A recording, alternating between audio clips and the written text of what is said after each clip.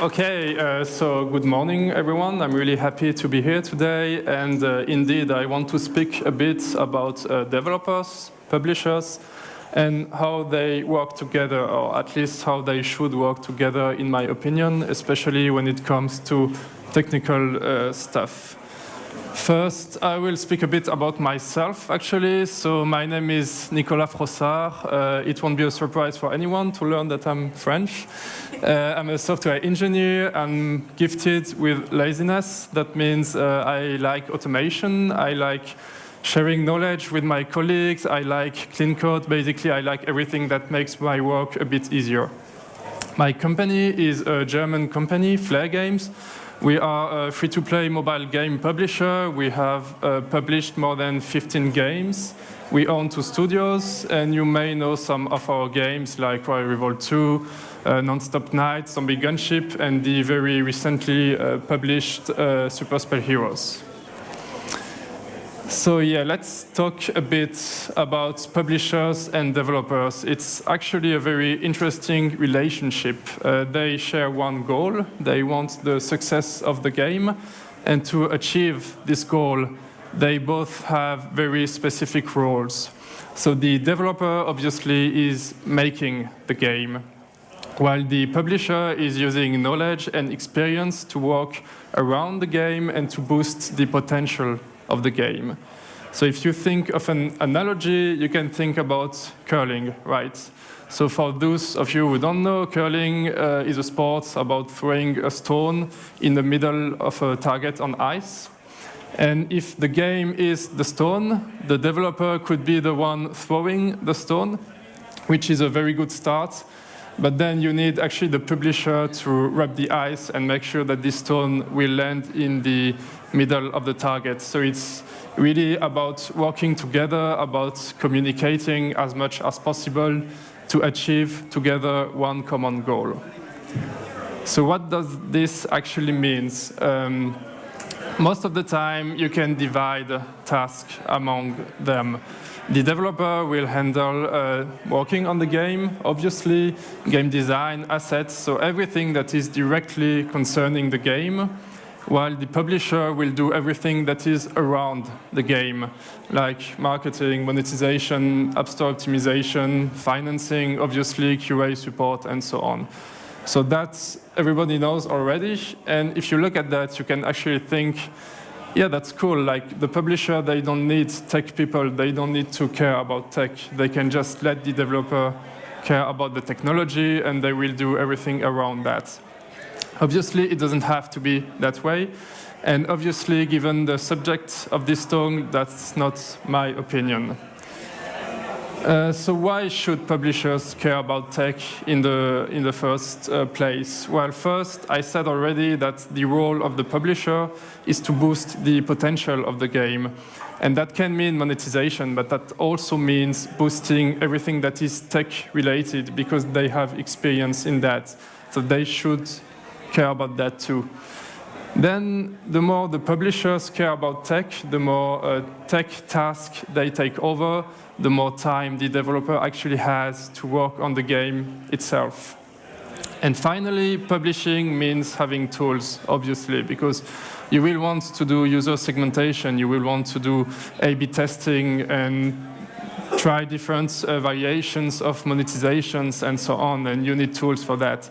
If you ask the developer as a publisher to do that, then the developer will have less time to work on the game.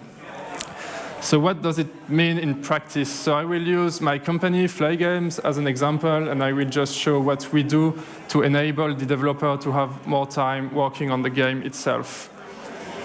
Well, the very first example is kind of obvious. It's the most simple one. You probably know the word fail fast, which is pretty popular in technology, and it's basically based on the idea that in tech you will fail, which is true in my experience at least.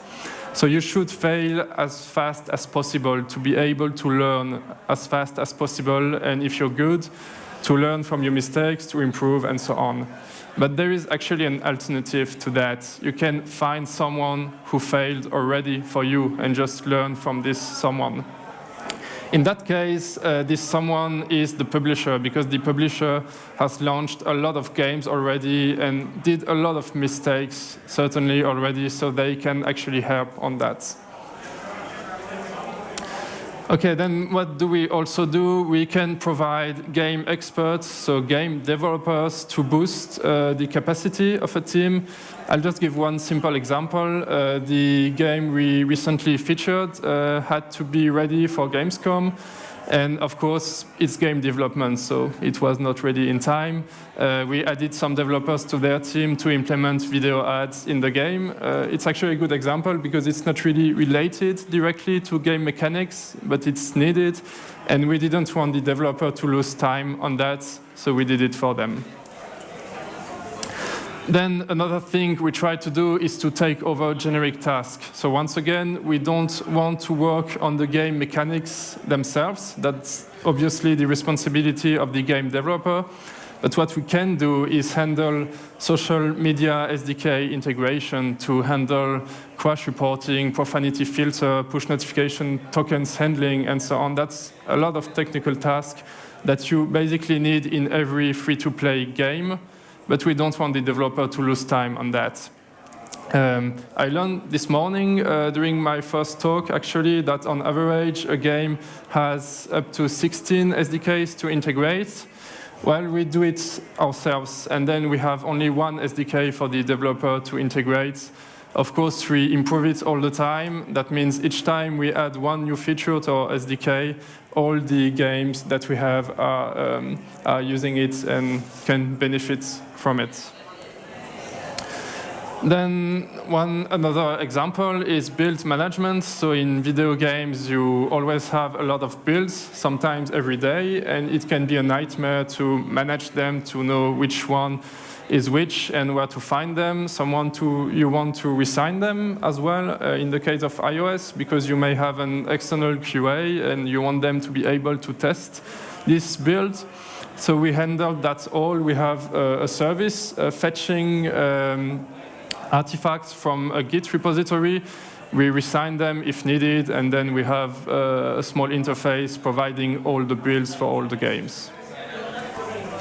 Maybe a bigger topic, something that we take over, is backend infrastructure. Because most of the time for the developer, it's the first game they launch, and they have to ensure scalability of the backend infrastructures. And obviously, that's a big challenge. And we don't want them to lose time on that, to hire maybe DevOps people and to learn a lot about scalability. So we do that for them. Obviously, they provide the code of the servers, but we host them. We ensure that they will scale as they should. We ensure that we handle pre-warming, maybe before featuring, for example. We have full availability. We do monitoring ourselves. So if during the weekend something is wrong with the servers, the developers won't have to wake up in the middle of the night. We will. So I'm sure they appreciate that. We can even generate on-demand test environments. Like it takes us up to 15 minutes to generate test environments that they can use to test a release. And of course, we handle security updates. So that's a lot of stuff that the developer doesn't have to care about. Then I said already that for good publishing, you need good publishing tools. We have a platform for that. It has a lot of features like segmentation, customizing the tool on demand, messaging, A/B testing, and so on. Unfortunately, I don't have time to show them all. So what I will do instead is just show a quick example. Like, let's say we have a new user installing one of our game. The first thing the publishing platform will do is to establish a user profile. Like, is this iOS, Android? What's the country? Is it a user that we know already? Maybe this user played another game of us, and if so, then we will fetch information. We will know if it's a payer user, if he's casual or hardcore user, and so on. Also, if the user installed the game via a campaign, we will take note about that, so we will know which campaign we ran was successful. Then, if the user finishes the tutorial, we will use our customization tools to balance the game. according to what the user did during the tutorial. If the user opens the shop, we will apply promotions and adjust the prices. Maybe there is an event ongoing, so we will adjust the prices according to that. And again, we support A/B testing for everything, so we can test different variations. If the user buys an item, we will validate the purchase. Obviously, in free-to-play, it's extremely important to validate every purchase, so we handle that, so the developers don't have to do it. If the user has a request, maybe the user lost his phone and wants to recover his account, we have administration tools to write tickets, to communicate with the users, and so on.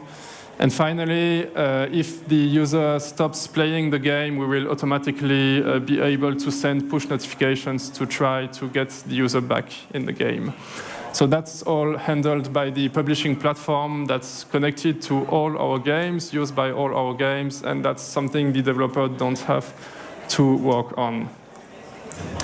Okay, and finally, the secret weapon. So everything that we've seen for now could be done by the developer in theory. Like a developer choosing to self-publish could do that himself, could hire a DevOps engineer, could maybe use existing publishing tools that exist. Of course, one thing the developer doesn't have is the portfolio. So we have a big portfolio of games. We know a lot of users already, and we can use them as a leverage to ensure the success of a game. Just giving you one simple example, the last game we published, Super Spy Heroes, 20% of the users were known to us already, either because we have a lot of games already, so the probability that they played one of them is actually pretty high, or we cross-promoted some users to this game to ensure its success. Okay, so that would be it. To sum it up a bit, why should publishers actually care about tech? Well, first, their job is to boost the success of the game, and that also means boosting tech-related aspects. The more they do on the tech aspects, the less it is to be done by the developer, so it's actually more time to work on the game itself. It enables better publishing with better publishing tools. And finally, the secret weapon, the portfolio, they actually have a lot of users that they know already, and they can use it to boost the success of the game. Okay, then that would be it. Thanks a lot. And I guess